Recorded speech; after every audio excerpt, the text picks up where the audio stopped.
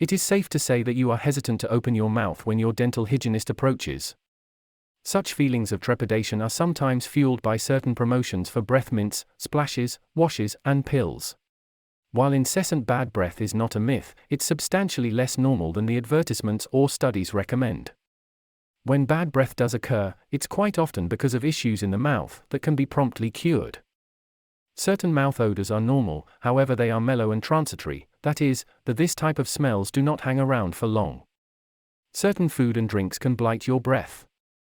Smoking, drinking, and eating certain foods like garlic and onion can taint your breath for over 24 hours. Eating and drinking excessively are known causes of bad breath. So is eating too little and drinking less water can also result in you having bad breath. Dieters may develop the mildly unpleasant hunger breath when certain metabolic wastes reach the lungs. A well-timed snack may curb your hunger breath, but at some cost to your dieting. Then there is the so-called morning breath.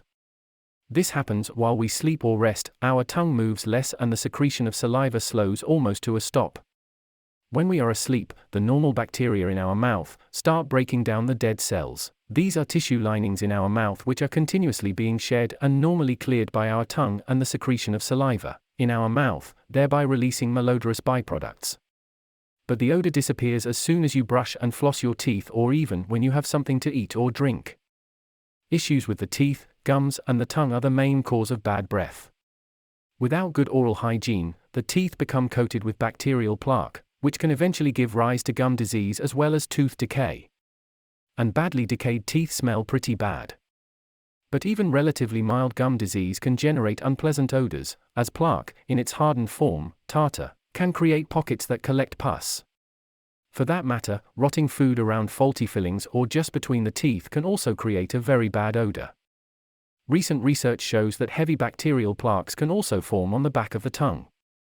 Because of its large, rough surface area, the tongue readily retains the bacteria, along with dead cells, dead mouth lining, and even food debris. And the tongue bacteria are mostly the type that can easily decompose those accumulations, generating a variety of sulfur and other smelly compounds. If gum disease threatens your teeth and causes bad breath, you should seek professional advice. But you can help prevent gum disease by keeping your mouth clean.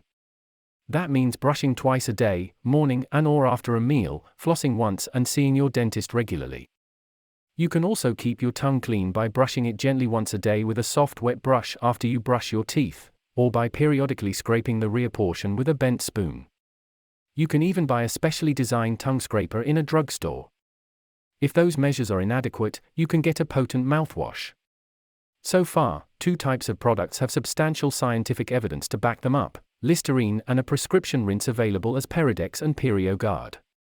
At least one small clinical trial suggests that mouth rinses containing the germicide chlorine dioxide, including Oxifresh, Retardex, and other products such as the superior oral care developed by Dr. Harold Katz of TheraBreath, may also be helpful.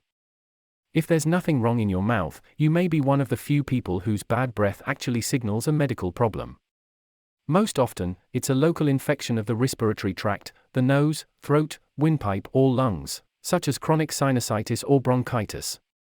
Other possible medical causes include diabetes, kidney and liver disease, gastrointestinal problems, and rare metabolic disorders. Finally, your bad breath can also result from anything that dries the mouth: fever, medications, salivary gland disorders, or just breathing through your mouth. But don't let all this give you the wrong impression. Bad breath requiring the attention of a dentist or physician is relatively uncommon. There is even evidence suggesting that as many as 1 in 4 people who believe they have chronic bad breath actually suffer from halitosis phobia. They'll often remain convinced of their bad breath, despite objective evidence to the contrary. Still, if you're concerned about your bad breath, seek advice from your dentist for an honest appraisal. Your best friend may not tell you, as the old commercial warned, but your dentist or doctor will. We would love to hear your feedback. Please subscribe, like, share our video review, and please don't forget to leave a comment. Thank you.